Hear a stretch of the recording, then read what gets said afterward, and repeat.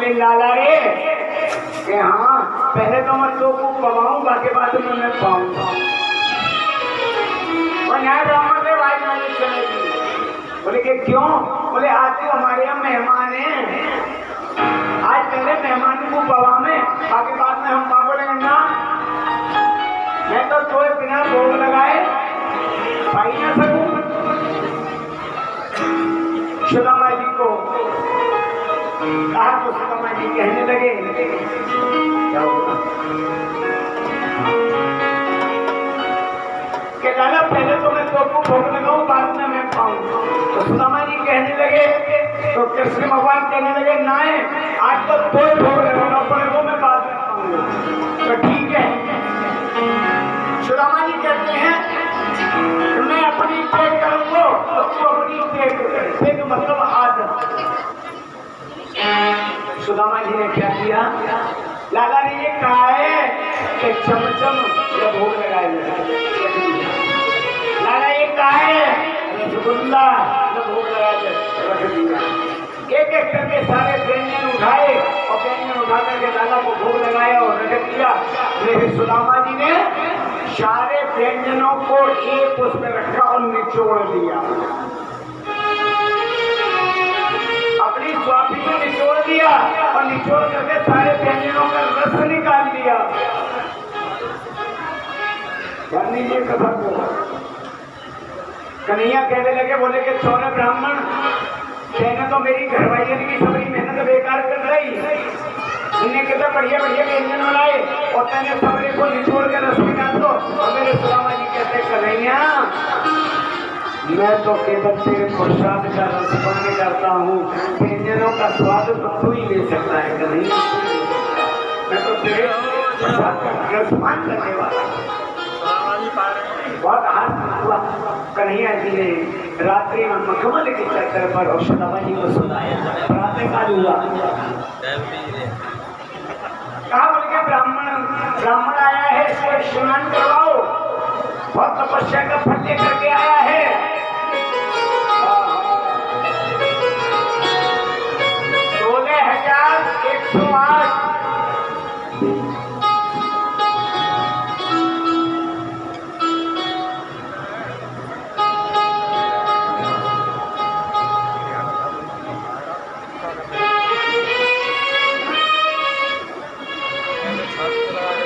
16,108 एक कन्हैया की पत्नियां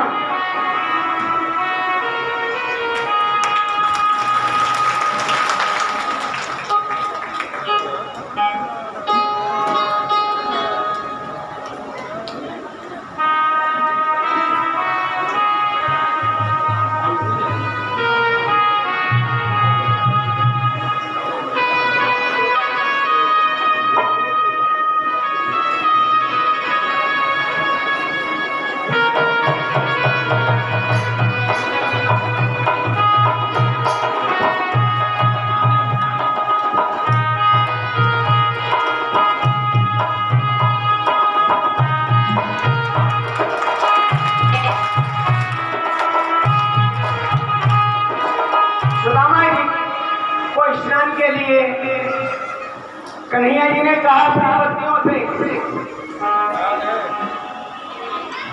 बोले के ले आओ जल और इनको स्नान कराओ। ठंडो ठंडो जल, जाड़े को महीना। अब एक एक पत्नी अगर एक एक टन दूध लेके आई तो कितने लोट रह गए? 16,108 रुक्मणी जी लेके आई। महाराज मैं कृष्ण की पत्नी रुक्मणी आपको प्रणाम करती हूँ और लेके जल सुदामा जी के ऊपर डाल।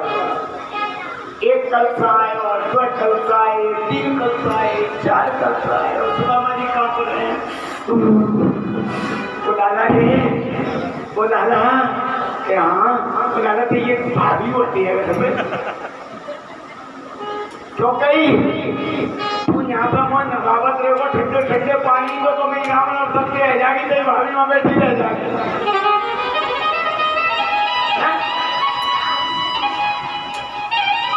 भगवान कहने लगे है ब्राह्मण देवता और यहाँ तुम्हें घर में निकलो बनवावे को बोले किसको क्या जिनके तू कल संत नहाए लो तो वो काके के माने में देखा हमारे कन्हैया कितना प्यार करते हैं। उनके बचपन का मित्र आया तो उन्होंने हमारे कल तैयारी की क्यों रह गई है सब चढ़ाएंगी एक दूसरे को तो लाला ठीक है तेरी मर्जी तो तेरी एक भाभी है घर पे बसवा को न ख्याल करें तो कन्हैया समझ गए। एक कलसे में सबने अपनी पत्नियों का जल थोड़ा थोड़ा चलवाया और सुदामा जी को स्नान करवा दिया। बोले भक्त भगवान की जय हो। अब उनकी सेवा कर रहे हैं तो कहने लगे कन्हैया क्या ब्राह्मण देव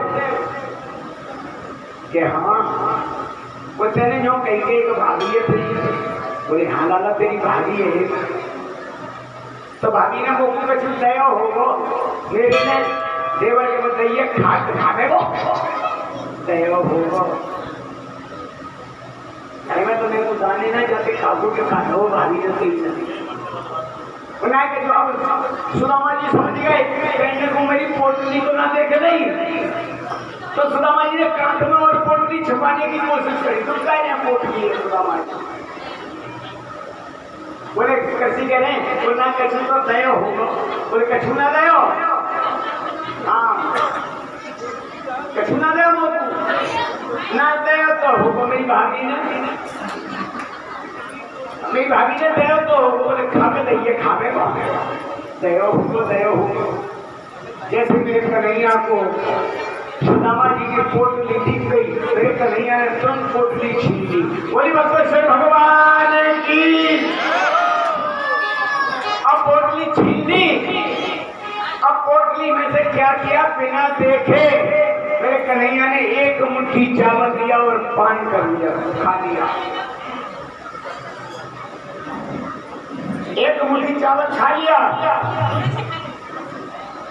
दूसरी मुट्ठी चावल भी खा लिया और जैसे ही तीसरी मुट्ठी चावल खाने का हुआ रुक्मणी जी ने हाथ पकड़ लिया कन्हैया जी का। बोले महाराज सबका कुछ नहीं दे दोगे क्या पहले उनके छू रखोगे अब तो ब्याह हुआ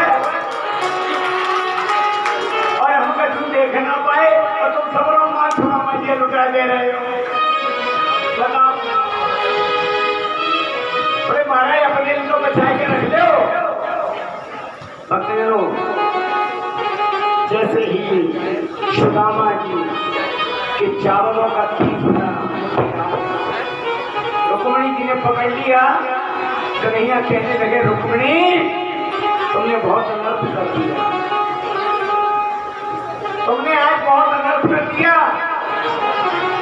क्या तुमने मेरा हाथ पकड़ लिया ध्यान करो तुम्हारी चिट्ठी लेकर के मेरे पास ब्राह्मण ही आया था। अगर ब्राह्मण मेरे यहाँ तुम्हारी चिट्ठी लेके नहीं आता तो मैं तुम्हारे को विवाह करने के लिए नहीं जाता और जाता तो आज तो मेरा हाथ पकड़ने के लिए नहीं आता। बोलिए भगवान भगवान की जय हो। देखिए देखिए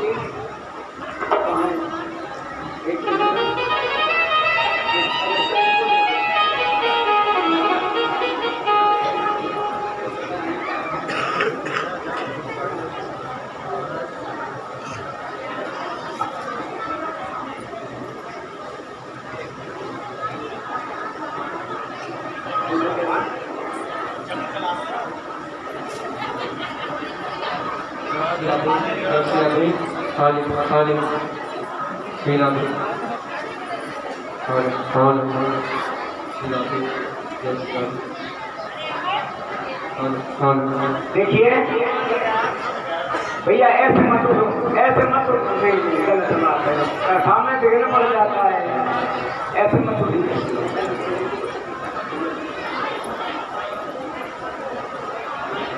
ये कब ले बीच में कब ले जाओगे? देखिए आपके पास वहीं पर आ रहे हैं हमारे भक्तजन, जो कार्य करता है वो आपके पास वहीं आ रहे हैं और आप उसी में वहीं पर उनको दे दीजिए बैठे बैठे, है ना, वहीं दे दीजिए बैठे बैठे। हाँ वहीं दे दीजिए, सब कार्यकर्ता हमारे आ रहे हैं आपके पास में और ये वहीं आप उनको दे दीजिए। चावल दक्षिणा जो भी आपको डालना है ना इसके अंदर डालते हैं। बोलिए कृष्ण भगवान की।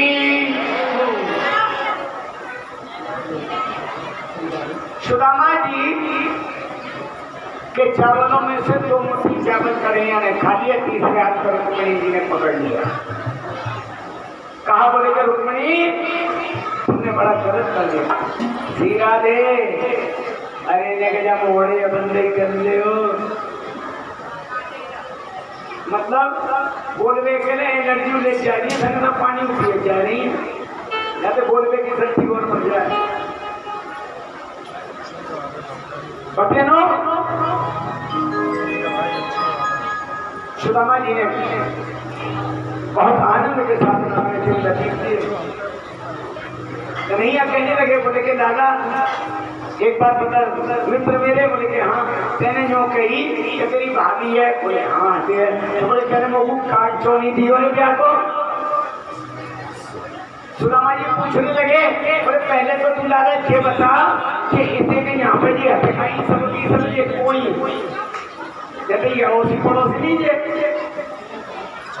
ये काम किए है, बोले ना है तो सब त्याई कहूँ आए तो यार बोले चोरे कहने इतने रुपया कर रखे हैं, भूले रखी है, बोले कि हाँ अच्छा तू बड़ो चालाक है, मैंने एक रुपया करो तो तू काट नहीं रहो तो तुम मुझे उड़ानो मार रहे हो जब मैं काट नहीं दो और मैंने एक रुपया कर लेते तुम काट भी लो।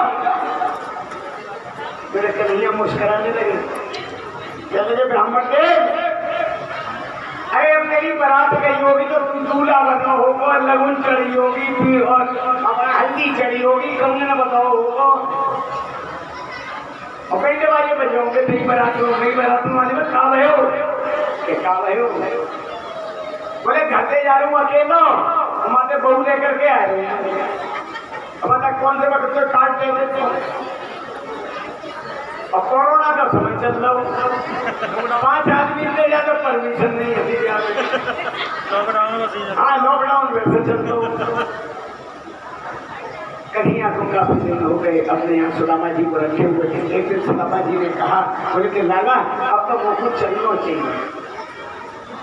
अब सुदामा जी कन्हैया जी के रह रहे थे, बढ़िया बढ़िया आभूषण पहने, बढ़िया बढ़िया वस्त्र पहने हुए थे, तो ऐसे ठीक है जाओ सुदामा जी जाओ, कैसे चले? अरे ब्राह्मण ने रुक जा रुक जा रुक जा, हाँ बोले बोले के का बोले वस्तु उतार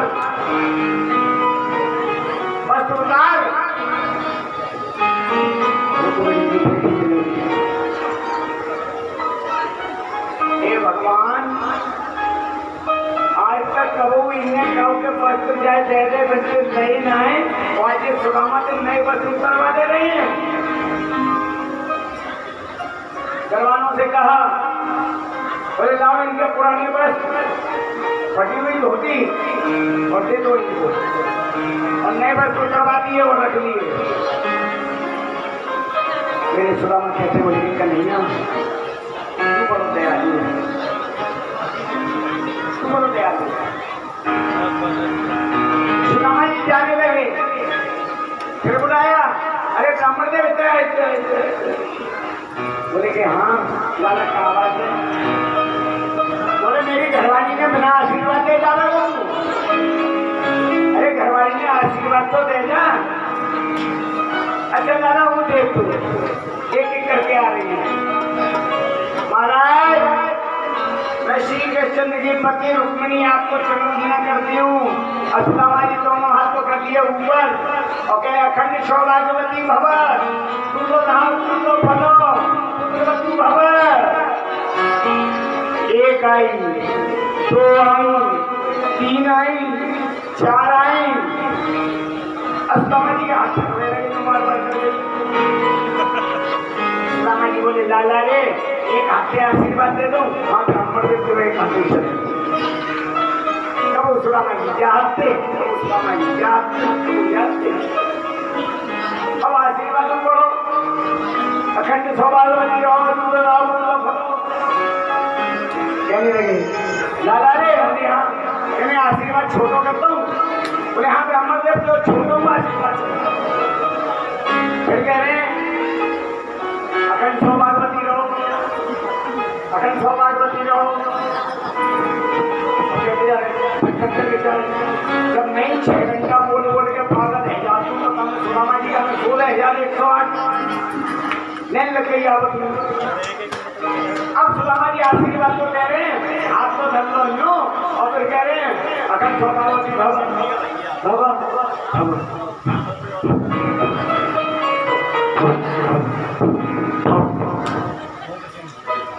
मुंह में तो फूट निकलने लगी। पूर्व आशीर्वाद तो रहेगा मैं गया मैं कन्हैया समझ गए मेरा मित्र बहुत दुखी हो गया परेशान हो गया। कन्हैया ने अपनी सभी पत्नियों को आदेश दिया बोली एक संग आके ब्राह्मण देव से आशीर्वाद ले लो। सारी की सारी पत्नियां आई और एक संग ब्राह्मण देव हम श्री कृष्ण की पत्नियां आपको चरण वंदना करती हैं। जैसे जब हम सारी आवाज सुनी फिर सुदामा जी ने आप बोल ली पूरा बाजार को बाजार देख के फिर तो बोले अखंड सौभाग्यवती रहो तुम तो भलो आशीर्वाद के सुदामा जी चले गए। चलती है और जब सुदामा जी चलती है अपने नगर में पहुंचे सुदामापुरी तो वहां देखा जहाँ पहले फूटी फूटी झोपड़ियां पड़ी हुई थी लोगों की उनका भी मकान फूटी फूटी झोपड़ी था वहां पहुंचे। देखिए जिस किसी को भी कन्हैया जी का सुदामा जी का पूजन करना हो वह एक एक करके आए और पूजन करता है। ठीक है ना एक एक करके आइए और पूजन करिए सुदामा जी का कन्हैया। बोलिए कृष्ण भगवान की जय हो।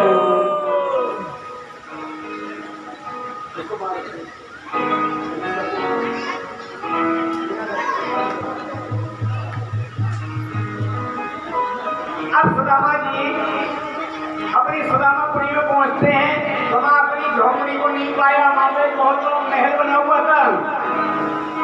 अब सुदामा जी वहां पे देख करके कहते हैं अरे कहाँ गई रे मेरी फूटी सी झोपड़िया कहाँ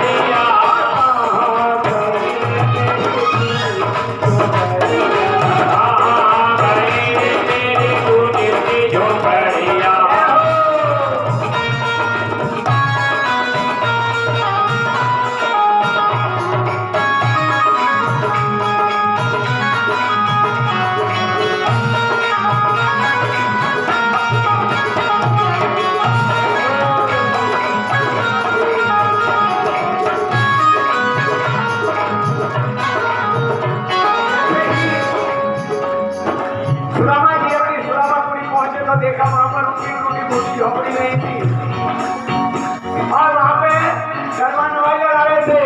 बोलिए सुदामा जी महाराज की जय हो सुदामा जी महाराज की जय हो। सुदामा जी ने सोचा कि मैं ही सुदामा हूँ और ये सुदामा जी महाराज क्यों कह रहे हैं। जाकर के एक दरवाजे पर रुक गए। वहां दरबान खड़े हुए थे। पूछा को भैया ये सुदामा जी कौन है। बोले हमारे महाराज हैं। बोले कहाँ है तुम्हारे महाराज। बोले वो श्री कृष्ण से मिलने द्वारका के यहाँ गए हैं। अब सुदामा जी सोचते नहीं गए द्वारका देखिए हमको। अच्छा तो तुम्हारी वो कहाँ है कौन। महारानी महाराज को भीतर है। अच्छा अपनी महारानी से कह दो कि पंडित जी आ गए। दरबारों ने जाकर के सुशीला से कहा, सुशीला अपने केस धो करके सूर्य श्रृंगार करके और सुदामा जी का इंतजार देख रही थी। दरबारों ने कहा, अरे महारानी जी जब पंडित जी आए हैं। सुशीला बोली उनसे कह दो भी कथा नहीं करवानी, जब कथा करवाएंगे बुला लेंगे। दरबारों ने आकर के कहा, बोले महाराज हमारी महारानी कह रही है वो कथा करवाएंगे जब बुला लेंगे। जाओ। सुदामा जी बोले मर गए है वो काम जाने को हमें मने करते ही। फिर दोबारा से भेजा, कहा ये करो ब्राह्मण देव आए हैं।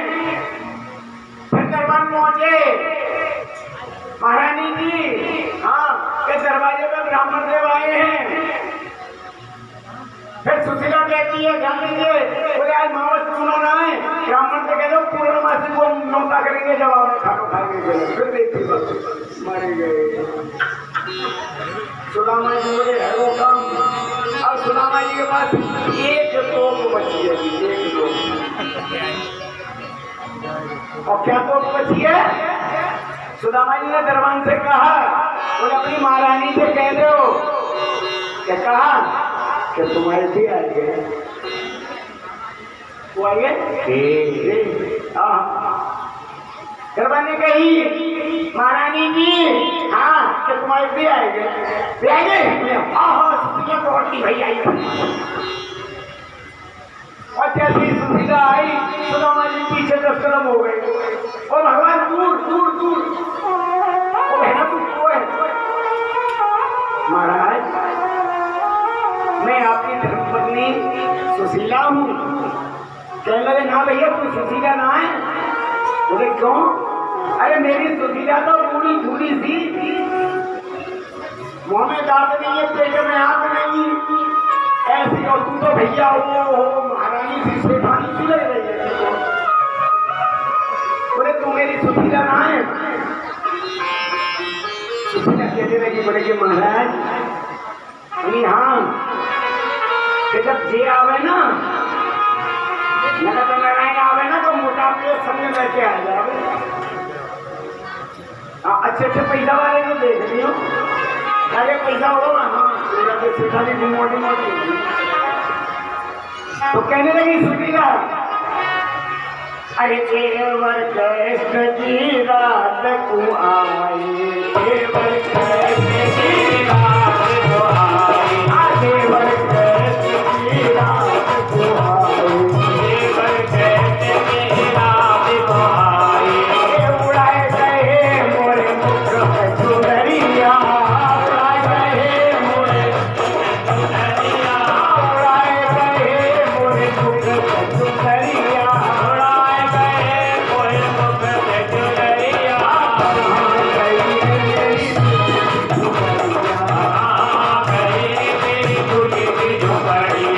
फिर भी सुदामा जी की समझ में नहीं आया कि कौन से देवर आए।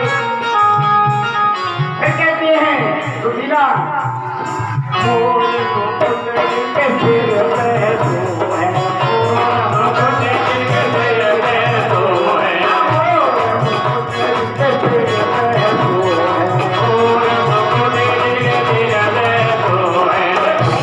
कृष्ण के कच पसुरिया,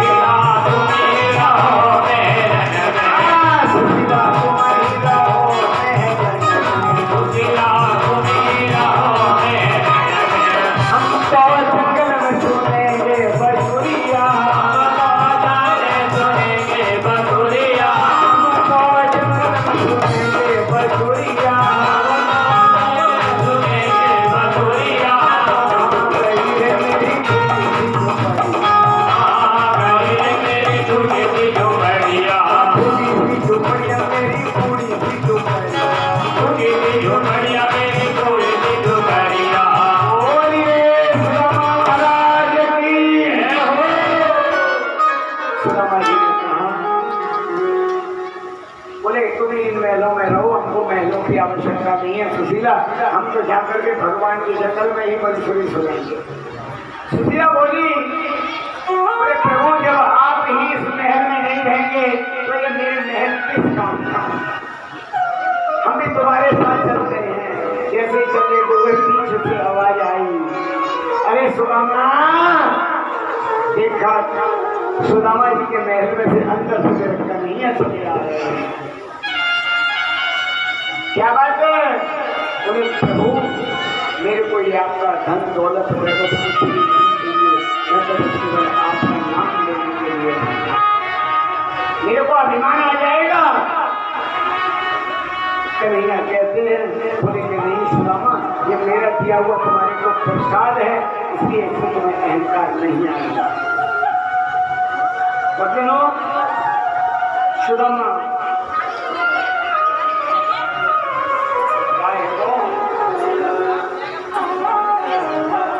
बिना ठीक हो लड़ाई करते हो, वो लेवर कृष्ण भगवान की जय हो। कहते हैं बोले कि हे राजन, आज मेरे कन्हैया को ब्रज छोड़े हुए पूरे 100 वर्ष हो गए और सूर्य ग्रहण के पावन अवसर पर ब्रह्मस्पंच क्षेत्र में यज्ञ हो रहा है। बड़े बड़े ऋषि मुनि संत लोग ब्रजमंडल से आज गोपियां, राधा रानी और समस्त ब्रजवासी आज वहां पर पहुंचे। मेरे कन्हैया भी अपनी सभी पत्नियों को लेकर के वहां पहुंचे। मैया यशोदा को पता चला कि मेरा दादा द्वारकाधीश भी आ रहा है, तो वह भी वहां पर इस कक्ष में मेरे द्वारकाधीश शयन कर रहे थे, वहां जाकर के आवाज लगाई, अरे द्वारकाधीश, अरे कन्हैया, मेरे दादा कहाँ हैं? जैसे ही माँ की आवाज सुनी, तुरंत कन्हैया दौड़ते हुए आए और माँ के चरणों में प्रणाम। कान्हा की 16,108 पत्नियों ने मैया यशोदा की चरणवंदना की, सबने आशीर्वाद दिया। कहते हैं बोले जब दशरथ की पत्नियां द्रौपदी से मिली तो बहुत शासन हुआ।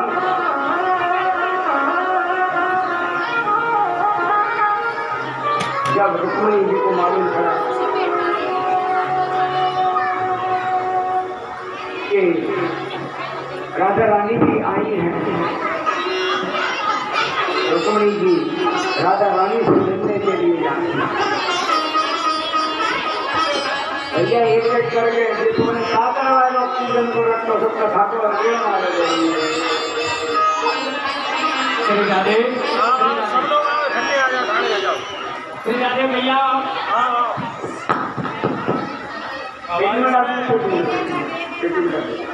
श्री राधे श्री राधे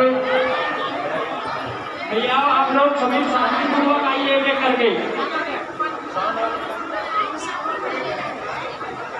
सभी माता बहनों को प्रार्थनाएं, एक एक करके लाइन बाई लाइन आए, पूजा करें, उसके बाद कथा को चलने दें। एक एक करके आए, भीड़ ना लगा। रुक्मिणी जी को जब मालूम पड़ा कि कन्हैया के दर्शन के लिए राधा रानी भी आई हैं, तो रुक्मिणी राधा रानी के लिए एक दूध का पात्र लेकर के जाती है। पहली डोरी पर पहुंची, सोचा यही राधा रानी होंगी, जाकर के प्रणाम किया। बोले राधा रानी के चरणों में मैं रुक्मिणी आपको प्रणाम करती हूँ। उन्होंने कहा मैं राधा रानी नहीं हूँ। बोले कि तो मैं तो उनकी दासी हूँ, राधा रानी अंदर विराजमान है।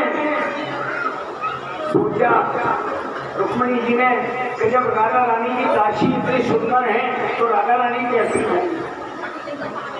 चलो एक डोरी पार करें, 2 डोरी पार करें, 3 डोरी पार करें, 7वीं डोरी पर जैसे पहुंचते हैं तुम्हारा राधा रानी के दर्शन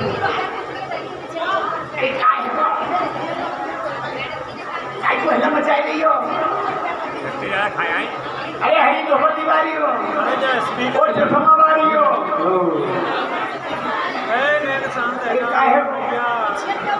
अरे तो आप ओ भैया गाँव के पाए पाए मत तोड़ो। आराम से भैया, एक आराम से आओ, बिल्कुल आराम से एक करके आओ, एक दो करके, किसी को आराम से, किसी को तकलीफ नहीं होनी चाहिए।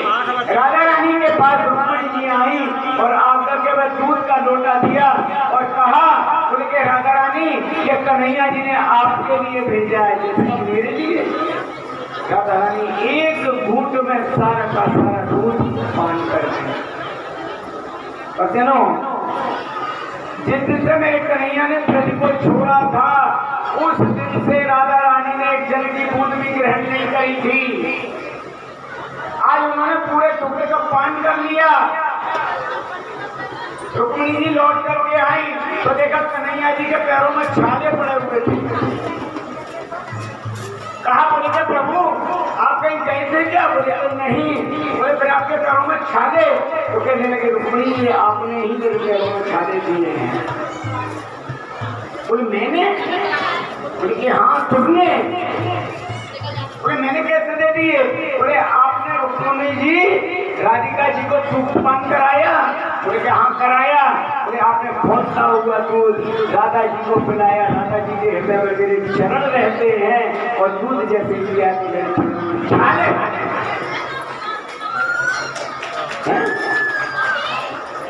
कन्हैया जी के पैरों में छाले पड़ गए।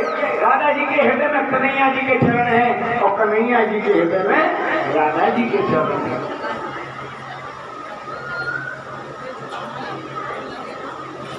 रुक्मिणी जी ने मेरे कन्हैया को प्रणाम किया। काफी देर तक चर्चा हुई और वहां होने के बाद सुखदेव जी महाराज कहते बोले अर्जुन, सुखदेव जी अंतिम दिवस की कथा को कर रहे हैं। सुखदेव जी ने कहा, बोले हे राजन, भगवान जल्दी प्रकट नहीं होते। एक बार तुम्हारे बाबा की सभा में श्री कृष्ण स्वयं कहा था, बोले कि जिसके ऊपर मैं कृपा करता हूँ उसका सारा धन धीरे धीरे करके अपने पास ले लेता हूँ।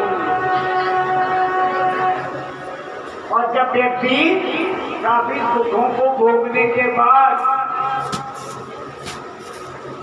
परेशानियों को झेलता हुआ मेरे पास आता है तब मैं उसको ग्रहण करता हूँ। बोली भक्तवत्सल भगवान की जय हो। तब मैं उसको ग्रहण करता हूँ। वो तो शंकर ही ऐसे बोले वाले हैं जो कि गंगा जल चढ़ा दिया तो प्रसन्न, गन्ना को रस चढ़ाए दो तो और प्रसन्न, और भांग को गोला चढ़ाए दो तो और फिर कहते जो मांगना हो तो मांग ले। हाँ, बोलिए भक्तवत्सल भगवान की जय हो। सुखदेव जी महाराज के भगवान समय समय पर अपने परिजनों को उपदेश भी देते हैं। एक बार भगवान श्री कृष्ण अपनी सुप्रभा सभा में बैठे थे और उन्होंने अपने सभी पुत्रों को बुलवाया और कहा,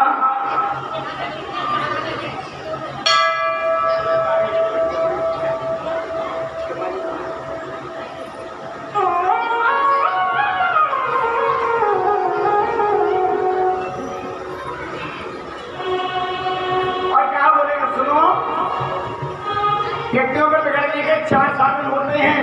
भगवान श्री कृष्ण कहते हैं अपने पुत्रों से, रूप यौवन संपत्ति प्रभुत्व विवेकता। रूप सुंदरता होना, यौवन युवावस्था होना, ज्यादा संपत्ति का होना और यदि किसी को पद मिल जाए, सत्ता मिल जाए तो गुस्सा होगा। इसी से व्यक्ति बिगड़ता है। और यदि इन चारों चीजों में से किसी के पास यदि एक चीज है तो वह व्यक्ति अवश्य बिगड़ेगा, अगर उसने संयम से काम नहीं लिया। और तुम्हारे पास तो चारों चीजें मौजूद हैं।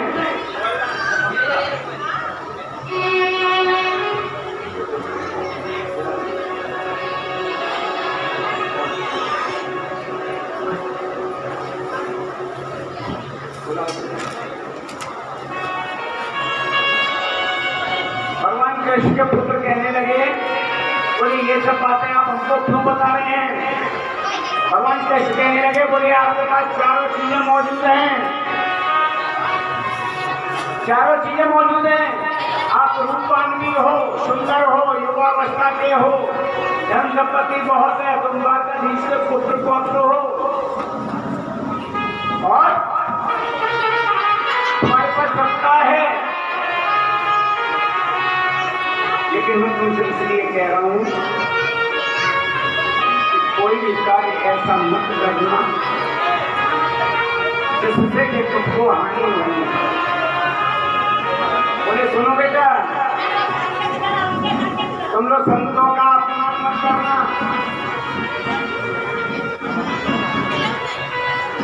संतों का अपमान मत करना। क्या है वो?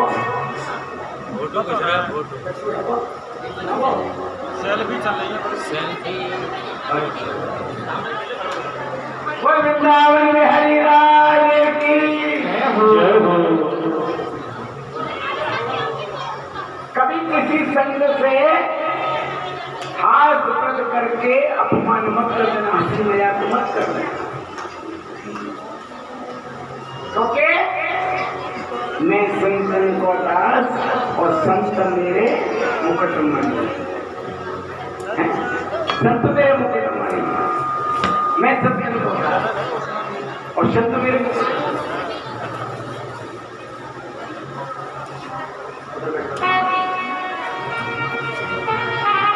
प्रवास क्षेत्र में शब्द ऋषि रहते हैं। विश्वामित्र, अशित, दुर्वासा, भृगु, अंगिरा, कश्यप, आंगे, बसे और वहां पर जामवंती का एक पुत्र जिसको शाम कहते हैं,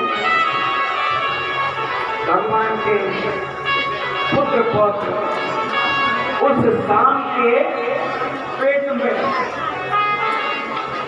कपड़ा बांध करके ले गए और धोती पहना करके, साड़ी पहना करके ले गए। और क्या बोले, महाराज हमारे काम में एक नई बहू आई है, क्या कैसे बताए तो छोरा हो या छोरी।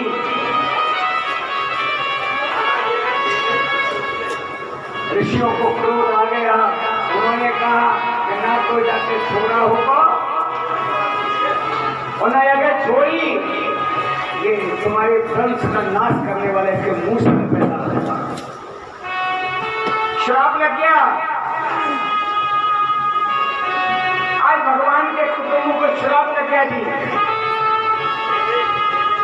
सबके सब घबरा गए और जैसे ही कपड़ा खोल करके देखा तो उसमें लोहे का मूसल निकला।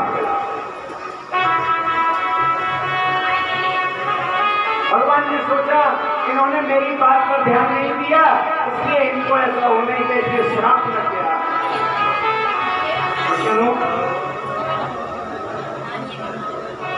भगवान तो यही चाहते थे, बिना भगवान की मर्जी के कुछ भी नहीं हो सकता। यदुवंशियों ने लोहे के मूसल को पीस करके और समुद्र में फेंक दिया और जो छोटा सा कपड़ा बचा था उसको भी लोहे के कुछ समुद्र में फेंक दिया। काय हंस रही हो? कौन समझने लगते हो? बोलिए, अच्छा भाई को एडवर्टाइजमेंट कर रही हो, इन्हें कॉलेज के पैसा मिलेगा, कॉलेज वाले के जाते तो एडवर्टाइजमेंट कर रही हो।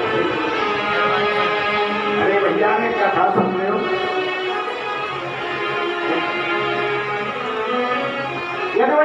श्राप लगा, यदुवंशी लोग चिंतित होने लगे क्या किया जाए। नारद जी बोले कि राजन आजकल आप बड़े उदास दिखाई देते हैं, क्या बात है। बलदेव जी के पास पहुंचे थे तो बलदेव जी कहने लगे, बोले ये तो मेरा सौभाग्य था कि मेरे यहाँ पर कृष्ण बलराम जैसे पुत्रों का पिता हूं। दूसरा सौभाग्य मथुरा और द्वारिका जैसे नगरी का मैं राजा का पिता हूं। तीसरा सौभाग्य मेरे हमेशा यदा कदा संत लोग आते रहते हैं, मैं उनकी सेवा करता हूं। लेकिन मैं आपसे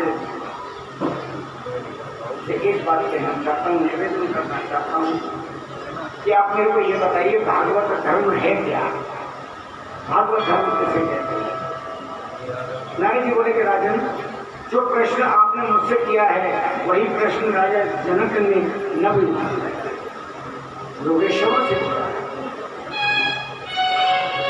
वह बताया कि भगवान के चरणों में प्रीति होना ही भागवत धर्म कहना।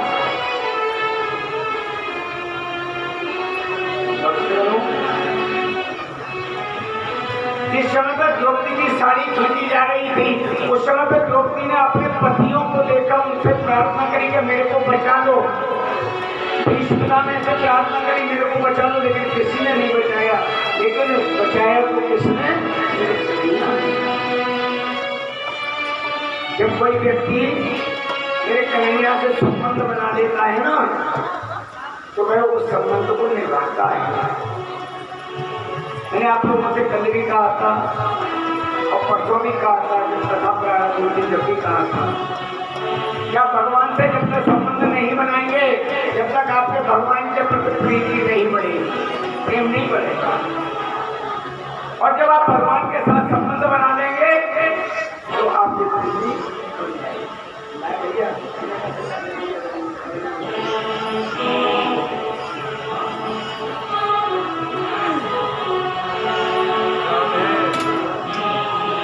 कहते हैं बल्कि तुम्हारे जो कृष्ण हैं साक्षात आप ही का चिंतन करो। इतना क्या कहते नारद जी वहां से चले गए। प्रभु ने प्रभु को प्रणाम किया और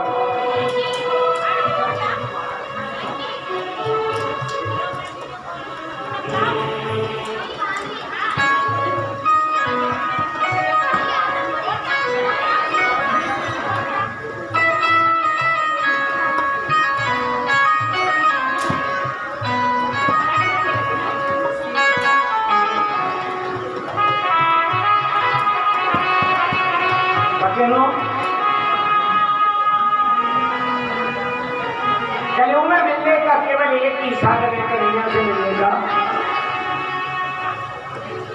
क्या भावे को भाव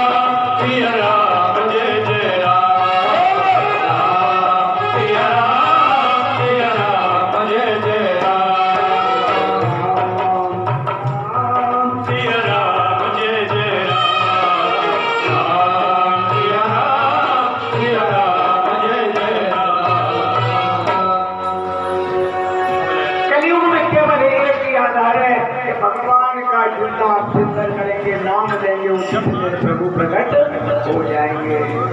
बोलिए भद्रेश्वर भगवान की जय हो।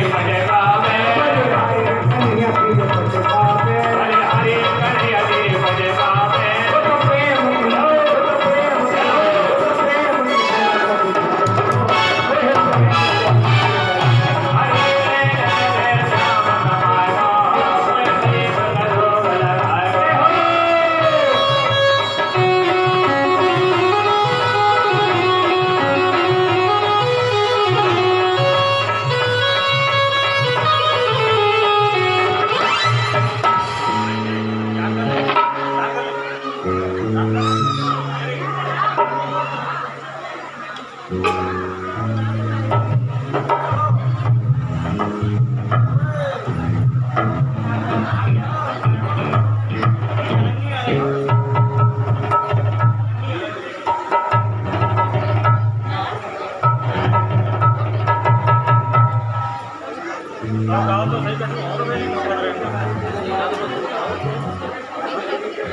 जी को तो आते सत्व है।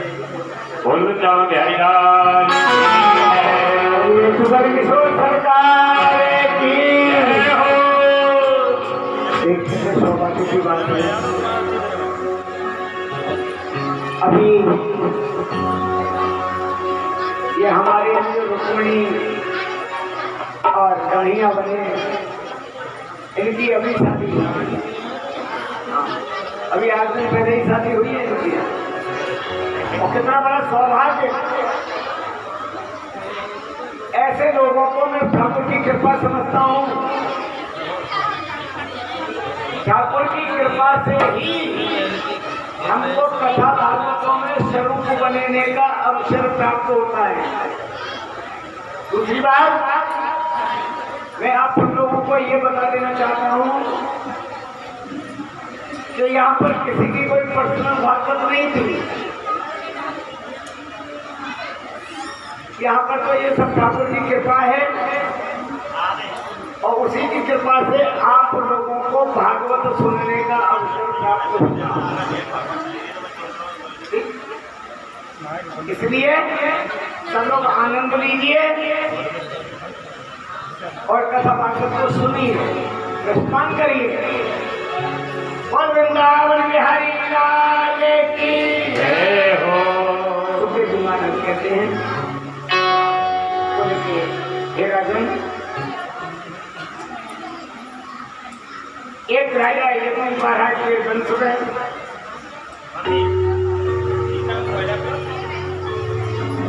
यदु महाराज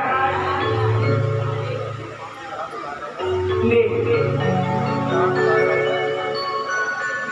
घूमते घूमते वन में जाकर एक सुंदर सा दृश्य देखा। एक वृक्ष के नीचे बहुत मोटा काटी एक संत बैठे। यदु महाराज ने उनसे अच्छी बात करी, उनको क्रोध आया और उन संत का नाम था दत्तात्रेय। उन्होंने अपने जीवन में 24 गुरु बनाए। कितने बनाए? 24 गुरु। पहले पृथ्वी को बनाया, दूसरा आकाश को, तीसरे वायु को, चौथा जल को, पांचवा अग्नि, छठवां चंद्रमा, सातवां सूर्य, आठवां कबूतर, नौवां अजगर, 10वां समुद्र, 11वां पतंगा, 12वां घोड़ा, 13वां मधुमक्खी, 14वें हाथी, 15वां हिरण, 16वां मछली, 17वां पिंजरा, वैश्या को, 18वां कुरकुरा को, 19वां बालक को अपना गुरु बनाया, 20वां एक कुंवारी कन्या को गुरु बनाया दत्तात्रेय जी ने, 21वां गुरु अपना शर को बनाया, शर को, 22वां धर्मी कीट को बनाया, 23वां लोहार को बनाया, और 24वां स्वयं अपने शरीर को गुरु बनाया। समझते हो? ये शिक्षा गुरु बनाए हैं दत्तात्रेय, और इन शिक्षा गुरुओं से हमको कुछ न कुछ अवश्य शिक्षा प्राप्त हो। सुखदेव जी महाराज कहते बोले कि हे राजन, वैश्या को गुरु बनाया था क्यों? वैसे नित्य प्रति श्रृंगार करके अपने ग्राहकों को देखती रहती थी।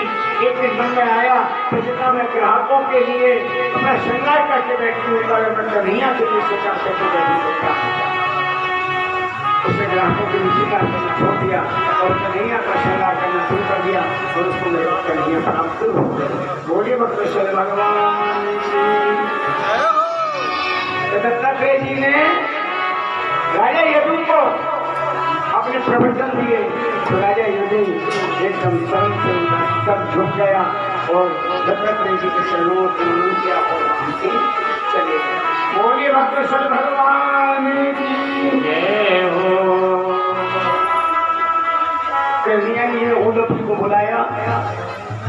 और उद्धव जी से कहा, बोले कि सुनो, सत्य तो केवल एक है, वो है मैं ही सत्य हूँ केवल, मेरा नाम आत्मसत्य। लेकिन इतना कह करके कन्हैया जी शांत हो गए।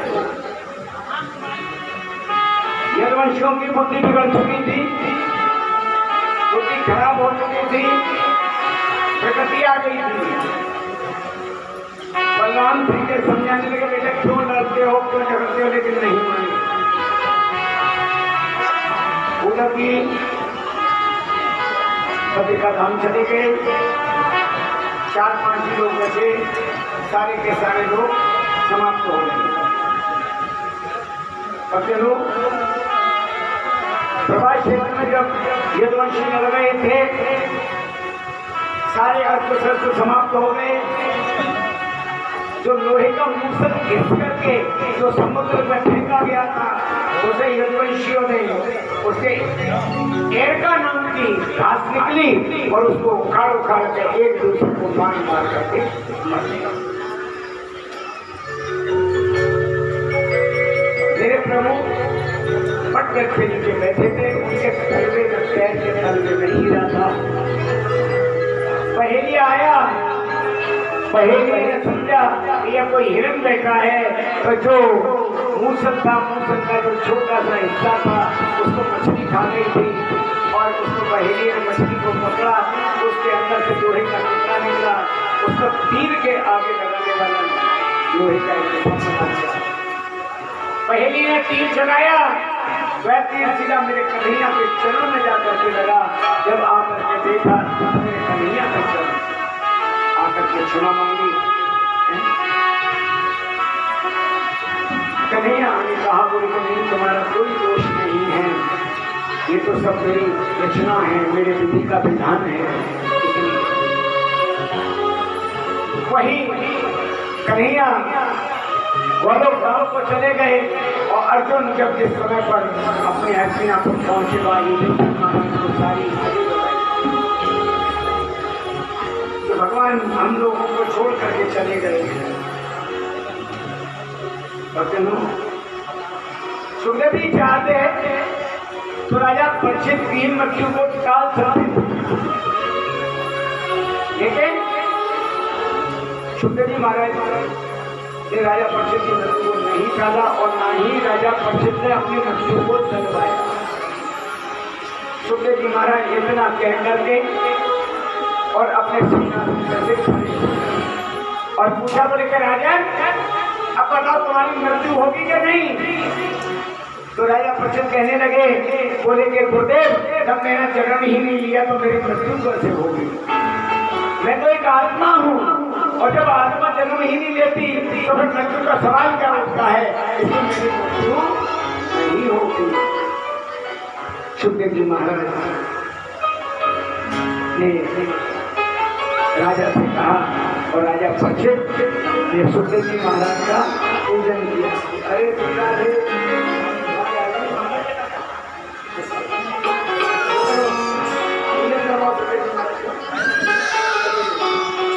राजा परीक्षित ने सुखदेव जी महाराज का पूजन किया और पूजन करके सुखदेव जी महाराज को वहां से विदा किया। आ जाओ जी, तो नहीं गुड़िया देवी, गुड़िया गर्ग सुखदेव जी महाराज को विदा करिए, खड़ी हो जाओ।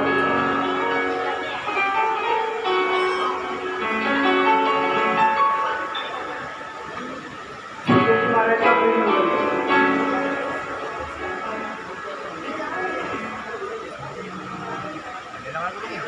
बोलिए भगवत भगवान की जय हो।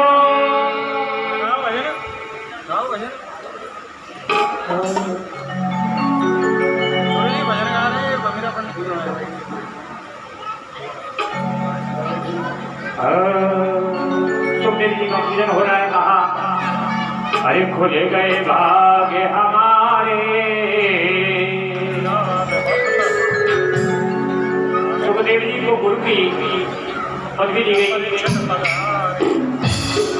गुरु ब्रह्मा गुरु विष्णु गुरुदेवो महेश्वर है, गुरु साक्षात परब्रह्म तस्मै श्री गुरुवे नमः।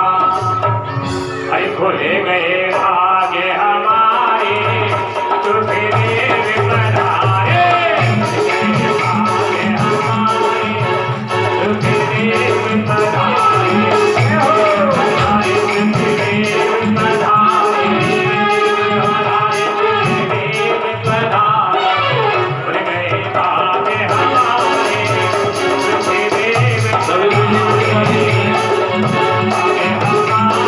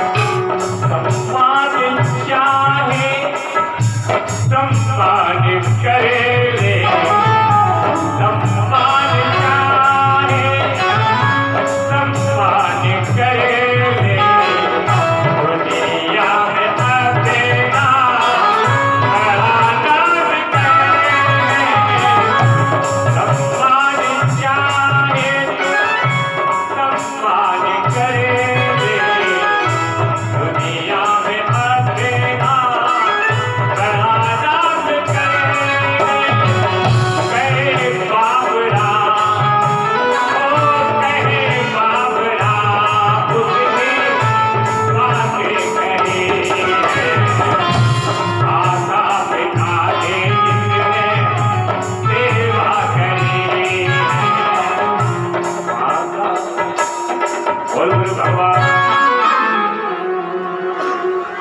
श्री राधे जय श्री राधे। सभी भक्त ध्यान देंगे। एक विशेष सूचना, सभी भक्त सबसे पहले प्रेम से जयकारा लगाएंगे।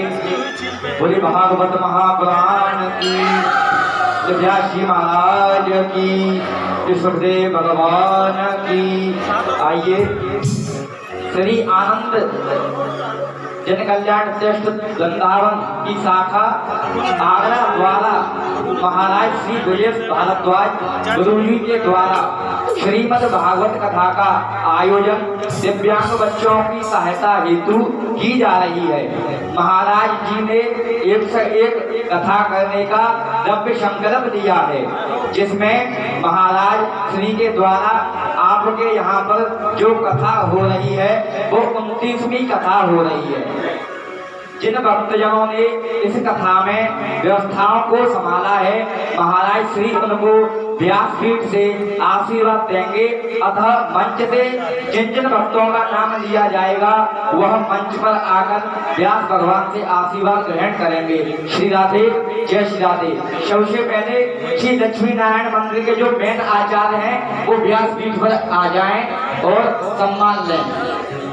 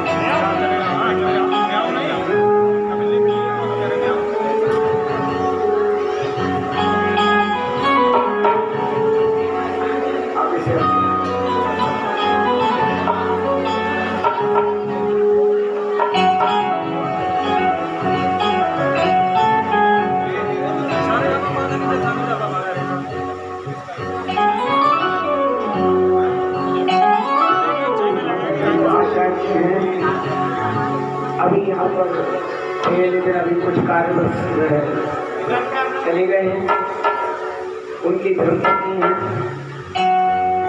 उनको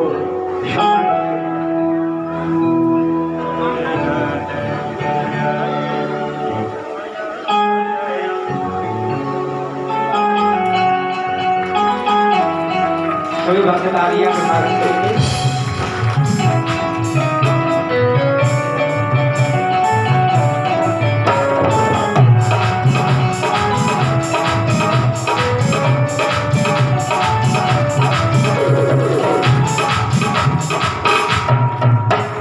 अब मैं शव श्री गिरीश कुमार गर्ग शब्दनी गुड़िया गर्ग जी को व्यास मंत्र बुलाने की अनुमति देता हूँ।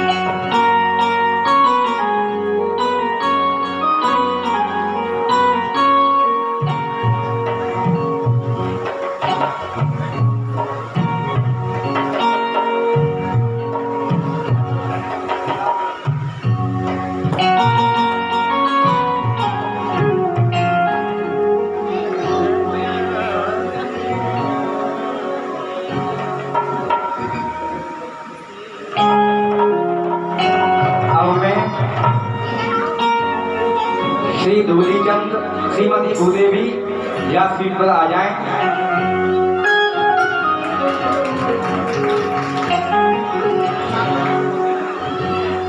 जो कल का भंडारा है वो इन्हीं की तरफ से है।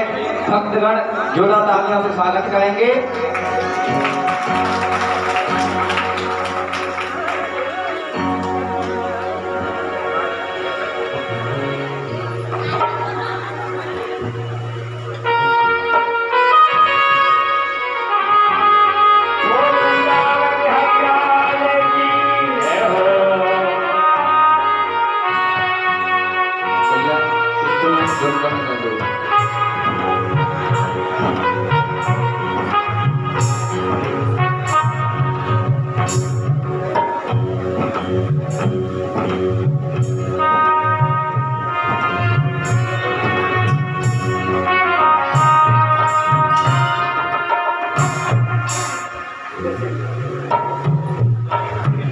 अब श्री सुरेंद्र परमार श्रीमती बबली को आने का कृपा करें। श्री राधे, जय श्री राधे। अच्छे तरीके के भजन हो, अच्छे तरीके के ढोल तो अपने आप नहीं तो करेगा चलेगा।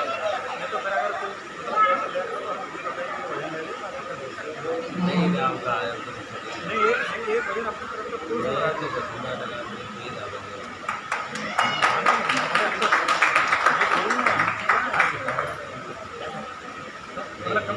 मतलब वो गुरु संकल्प ले लो। अरे यार अब मैं श्री संजय जी श्रीमती रेखा जी को व्यास पीठ पर आने की कृपा करना। इनकी तरफ से 5100 का दान दिव्यांग बच्चों के लिए किया है। इनके लिए जोरदार तालियां।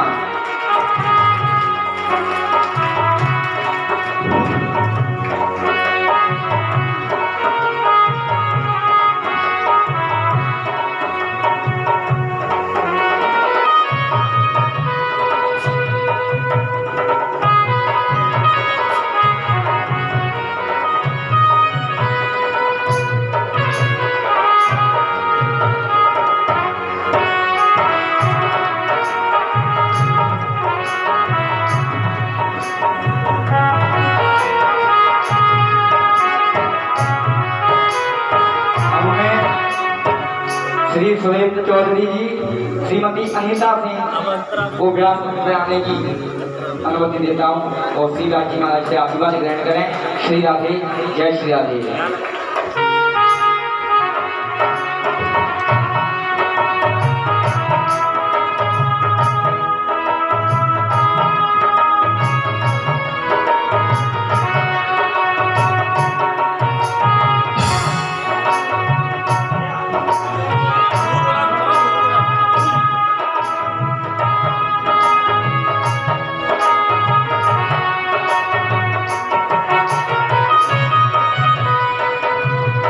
अरे जल्दी आइए, जल्दी आइए।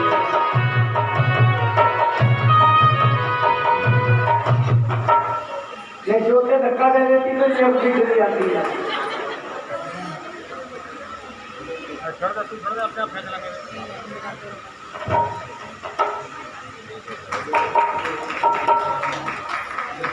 बैठ जाते हैं।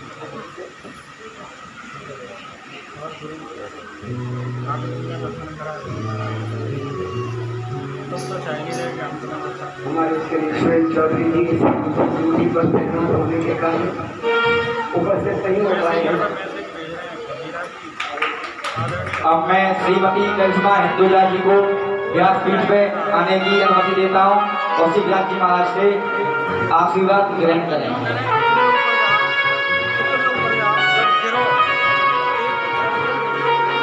श्रीमती करिश्मा हिंदुजा व्यासपीठ पर आए और व्यास भगवान से आशीर्वाद ग्रहण करें। नहीं आई चलो एब्सेंट है उनकी याद। अब मैं श्री सुरेंद्र शर्मा श्रीमती मंजू शर्मा व्यासपीठ पर आए और व्यास महाराज से आशीर्वाद ग्रहण करें।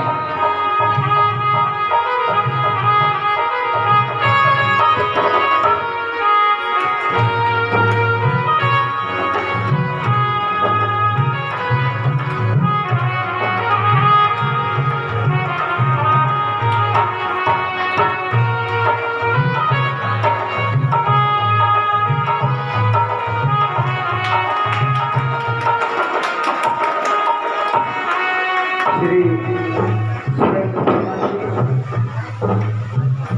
क्या मेरा आजकल आवाज चलता है, मैं वहीं रह रहा हूँ। मेरा निवास जिससे कथा प्रारंभ हो गया उसी दिन से इनके यहाँ पर मेरा आवास है। इन्होंने मेरी इतनी सेवा की है और कर रही है कि जिसका कोई जवाब नहीं है। पद पद पर हर चीज का मेरा ख्याल रखना, हर बात के लिए मेरे मुंह से आवाज नहीं निकल पाती है जब तक तो आदेश के अनुसार आकर के खड़े हो जाते हैं। हाँ जी गुरु जी बताइए। पूरा परिवार संस्कारी पूजा पाठ वाला। मैं भगवान से यही प्रार्थना करूंगा, व्यासपीठ से मैं यही प्रार्थना करूंगा कि कन्हैया उनको इसी तरीके से दिन दून रात चौकना अपने शक्ति प्रदान करता है। बोल वृंदावन हरि जय हो।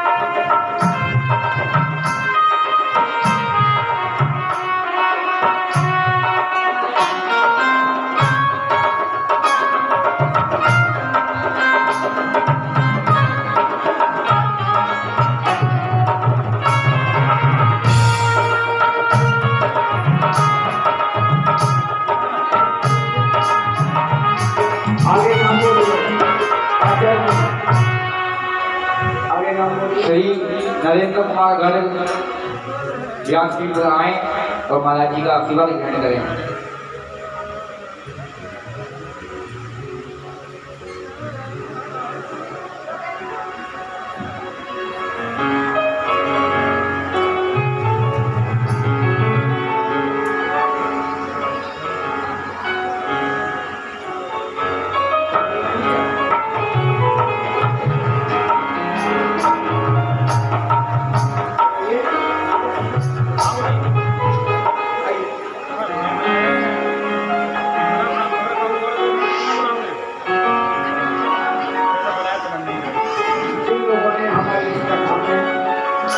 व्यवस्था संबंधी है। 15 दिन से जो लोग इस कार्य क्षेत्र में लगे हुए हैं अब मैं श्रीमती और ईश्वर से व्यासपीठ से उनके मंगल कामना के लिए प्रभु से प्रार्थना। बोल वृंदावन हरि लाल की जय हो।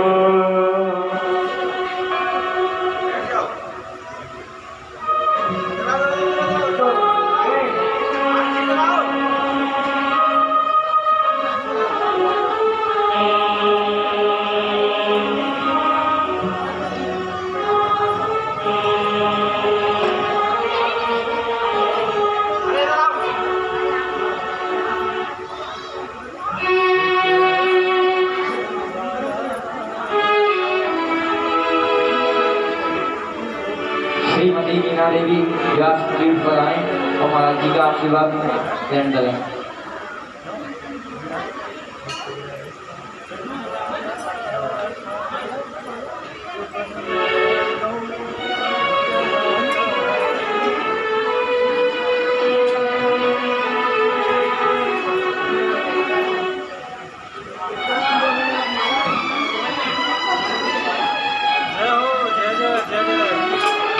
श्रीमती सुमन देशवाल व्यासपीठ पर आए।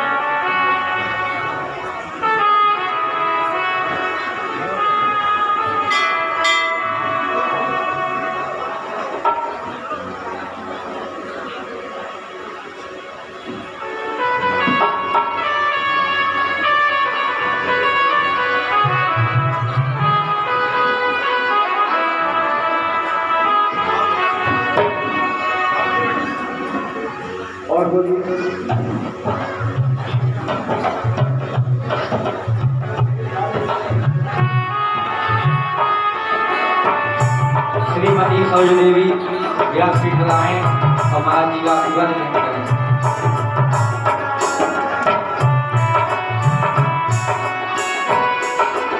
श्रीमती गुड्डी देवी व्यासपीठ पर आए और महाराज जी का आशीर्वाद ग्रहण करें।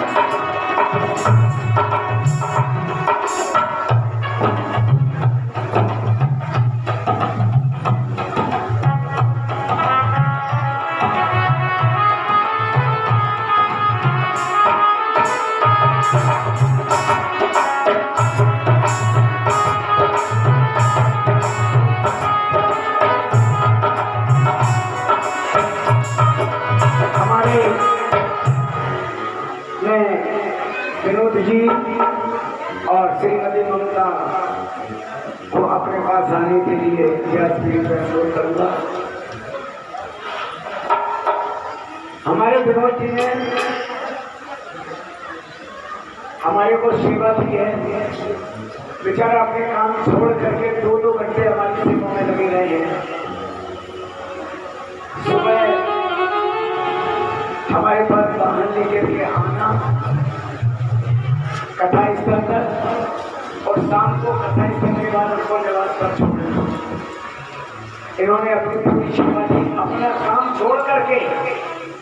इनका बेचारों का ऑनलाइन काम है, 24 घंटे इनको लैपटॉप पर बैठे रहना पड़ता है, लेकिन उन्होंने अपना काम छोड़ करके और हमारे काम में बहुत सहयोग किया है। ईश्वर की अति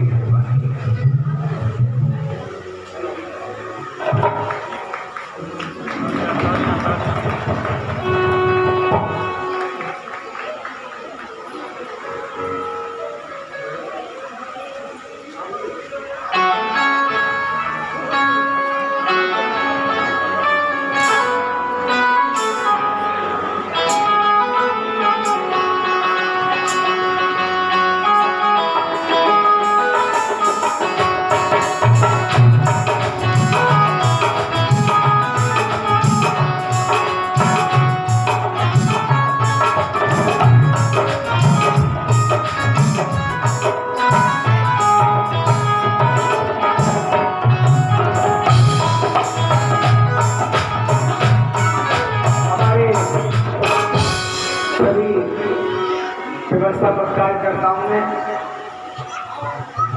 अपना तन मन धन से इस यज्ञ को पूर्ण कराया है।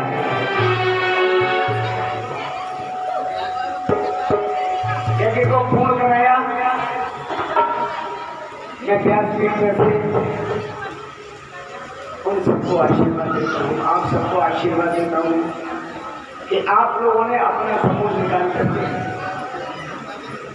बहुत लंबा समय आप लोगों ने हमारी कथा के लिए निकाला और ठाकुर की कथा का समय। आइए आप लोग बैठिए, थोड़ी कथा का श्रवण करते हैं। सुखदेव जी महाराज का राजा परीक्षित ने पूजन किया और पूजन करके राजा से सुखदेव जी महाराज विदा लेकर के प्रस्थान करते। श्री राधे आचार्य जी सुखदेव जी महाराज का प्रस्थान करते। सुखदेव जी महाराज ने सुखदेव जी महाराज को पूजन किया और सुखदेव जी महाराज ने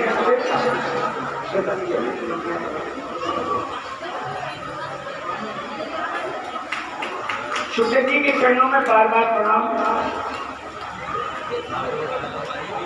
बेटी में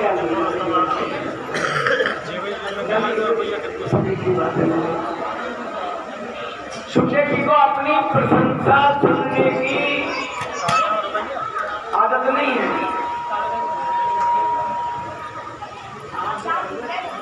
उपदेश देकर वहां से ध्यान हो गए। संत मंडली जहाँ बैठी थी वह तो उठ करके चली गई। 7 दिन तक राजा परीक्षित को ज्ञान की प्राप्ति हो गई। उनके पुत्रों ने उनकी सुरक्षा के लिए बड़ी व्यवस्था कर दी और चचक नामक सर्प जो 7 दिन बाद आज श्राप से प्रेरित होकर के आया, बीच में कश्यप नाम के ब्राह्मण से उसकी मुलाकात हुई। ब्राह्मण ने कहा कहाँ जा रहे हो? तक्षक ने कहा, बोले कि मैं राजा परीक्षित को डसने के लिए जा रहा हूँ, आज उसकी मृत्यु के साथ से। कहा, बोले कि तुम डसोगे, मैं बचाऊंगा। बोले पहले तुम इस पीपल के वृक्ष को डस करके दिखाओ। तक्षक सर ने पीपल के वृक्ष को डसा, वृक्ष जल करके राख हो गया। कश्यप ने तुरंत हाथ में जल दिया, जल लेकर उसको अभिनंदित कर दिया और वृक्ष फिर हरा भरा हो गया। कोई कृष्ण भगवान की। तक्षक ने कहा, बोले कि आप मेरे नियम में विघ्न मत डालें, क्योंकि राजा परीक्षित की मृत्यु 7 दिन नहीं होगी और 7 दिन में आज, क्योंकि हम लोगों की मृत्यु 7 दिन नहीं है। आपकी 7 दिन में मरेंगे, हम भी 7 दिन में मरेंगे। 7 से 8वां दिन किसी के लिए नहीं आएगा। रविवार से हमारे यहाँ स्टार्ट होता है, प्रारंभ होता है। रविवार, सोमवार, मंगलवार, बुधवार, गुरुवार, शुक्रवार और शनिवार, कोई ना कोई उपलब्ध होता है। सूक्ष्म रूप लेकर के तक्षक आया और बड़ी सुरक्षा सभा में तक्षक ने आकर के राजा परीक्षित को डस लिया। सत्यव्रत जी महाराज कहते हैं कि राजा परीक्षित तो पहले से ही अपने प्राण का त्याग हो गया। राजा परीक्षित का तो केवल शरीर शुद्ध। राजा परीक्षित तो अपने शरीर को पहले ही त्याग कर चुके थे। शुक्ल जी कहते हैं कलयुग में बड़े बड़े दुर्गुण होंगे, कोई शब्द भी बोलेगा, यदि किसी ने एक बार शब्द बोल दिया तो अपना नाम राजा हरिश्चंद्र के बराबर का नाम देगा। कलयुग में भगवान श्री कृष्ण के कीर्तन करने से ही मुक्ति प्राप्त होगी। राजा परीक्षित के गौरववास के पश्चात क्रोधित होकर उनके पुत्रों ने जन्म के लिए नाग देवी का आयोजन किया। आज के पानी में आकर सर्वे को कहा, बेटा बोले बेटा हिंसा के बदले में हिंसा नहीं की जाती है। शंकर ऋषि जी से पूछ रहे हैं। मार्कंडेय मुनि ने प्रजा का दृश्य देखा। मार्कंडेय मुनि तो शंकाली संत हैं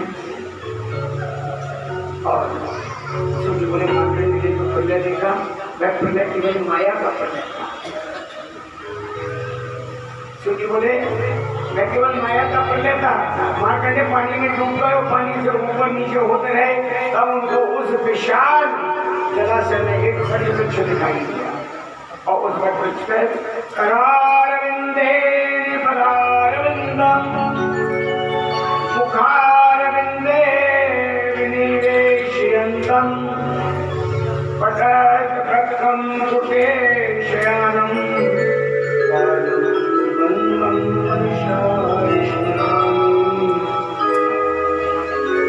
अंगुष्ठ को जो मुंह में दिए हुए शयन करने वाले को हम लोग प्रणाम करते हैं। भागवत में 10 लक्षण बताए गए हैं। एक शब्द, विसर्ग, स्थान, पोषण, उति, गुरुमंत्र की कथा, ईशान की कथा, निरोध, मुक्ति और आश्रम की कथा। भक्तजनों, इसमें वेद व्यास जी ने 18 पुराणों की रचना की।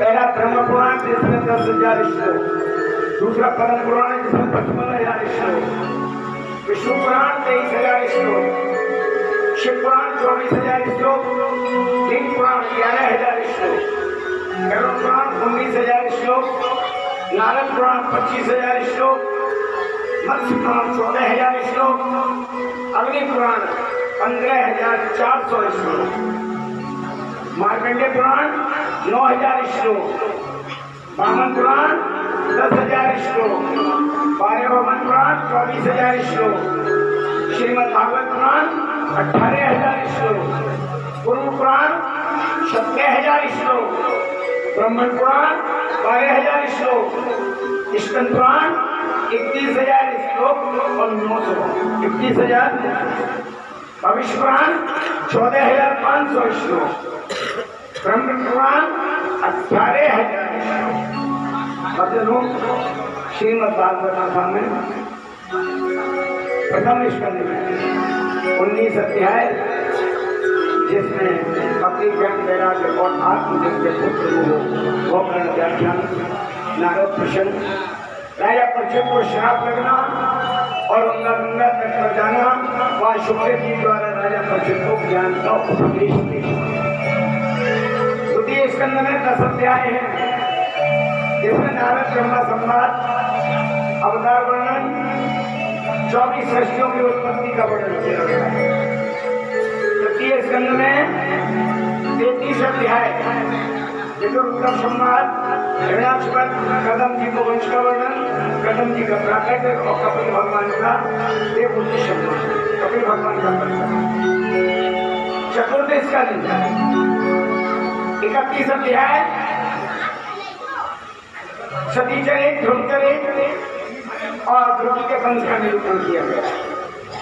पंचम स्कंद में 26 अध्याय है, जिसमें प्रियव्रत, अग्नि, नाभि, जलभरत की कथा, जलभरत के ऊपर संवाद तथा 28 नायकों का वर्णन किया गया है।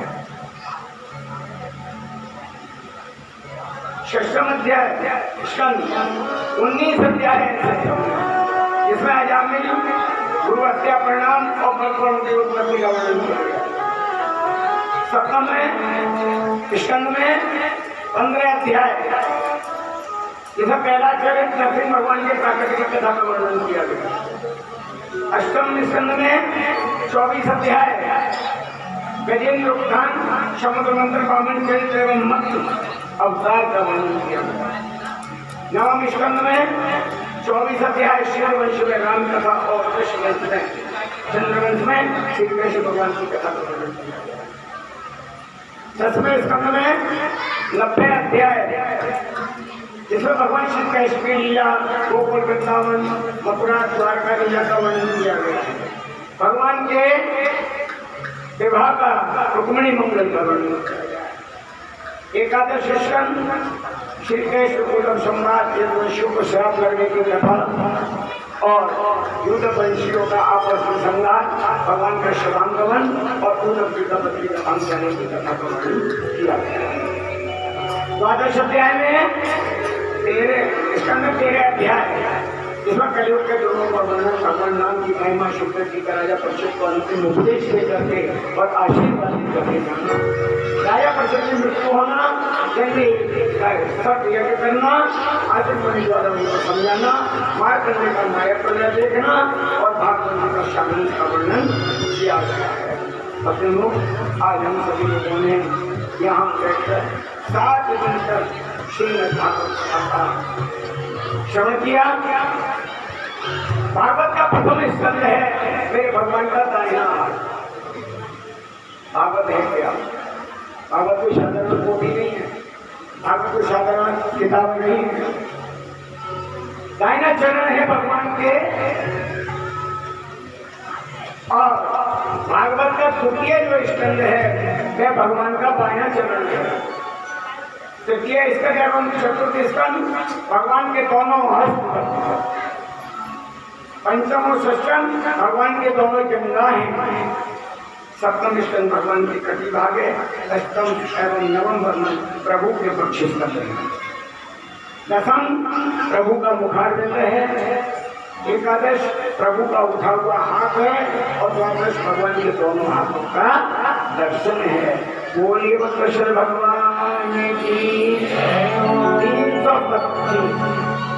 335 अध्याय रूपी इसकी मनोरम शाखाएं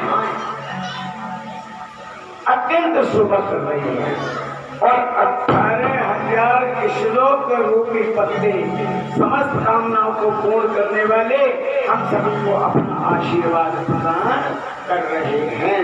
बोलिए श्रीमद् भागवत महापुराण की।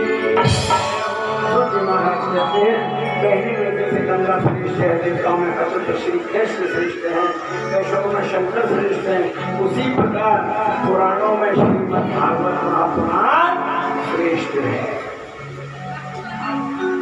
जैसे क्षेत्रों में काशी श्रेष्ठ है, वैसे पुराणों में सर्वोत्तम भगवान भागवत श्रेष्ठ है और भागवत पुराणों का तिलक है, वैष्णवों का परम धर्म है, परम संयता है।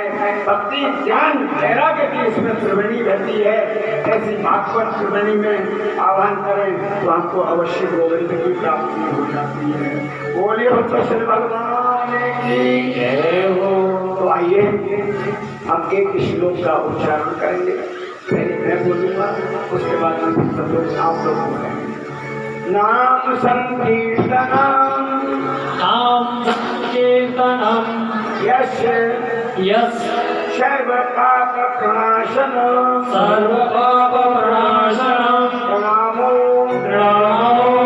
शमनम, दुख शमनस्तम, नमामि नमामि हरि परम। बोलिए बाल कृष्ण भगवान की जय हो, भागवत महापुराण की जय हो।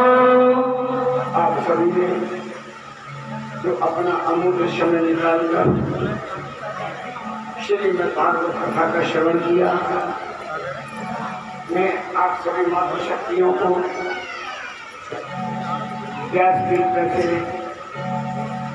धन्यवाद नहीं दूंगा, न आपका शुक्रिया अदा करूंगा, क्योंकि धन्यवाद देने से,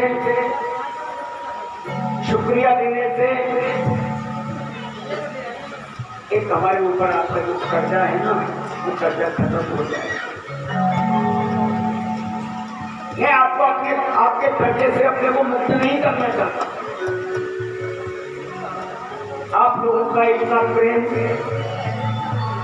इतनी असीम कृपा, यहाँ मेरे को यही नहीं मालूम पड़ा कि 7 दिन मेरे कब व्यतीत हो गए। ठाकुर की इतनी बड़ी असीम कृपा रही, मेरे को यही महसूस नहीं होता है कि आप लोग कहीं बाहर के, मैं कहीं बाहर का हूँ। मैंने ज्यादातर लोगों से क्या क्योंकि मेरे को नहीं कहनी चाहिए थी। अगर मेरे मुखाग्नि से आपके बच्चे कोई भी आप अपनी जन्म सबसे निकला हूँ, मैं आप लोगों से प्यास में हाथ जोड़ करके मैं आपसे प्रार्थना करता हूँ, आप मेरे बोले हुए शब्दों पर कोई ध्यान न दें। अगर मैंने आपसे कोई ये शब्द कहा है तो आपको बुरा लगा हो तो मैं उसके लिए आप सभी से माफी मांगता हूँ। और मेरे को ये जरूर निश्चित है कि आप लोग मेरे को अवश्य माफ कर देंगे, क्योंकि मैं एक अज्ञानी हूँ। मैं ज्ञानी नहीं हूँ,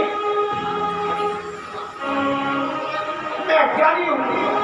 न मालूम मेरे से किन किन लोगों के लिए, आप लोगों के लिए कैसे कैसे शब्द निकले हैं, मैं इसको वापस लेता हूँ शब्दों को, और मैं आप लोगों से माफी मांगता हूँ। यदि मेरे से कोई भी गलती हुई तो आप लोग सब मेरे को क्षमा करें, क्षमा करें।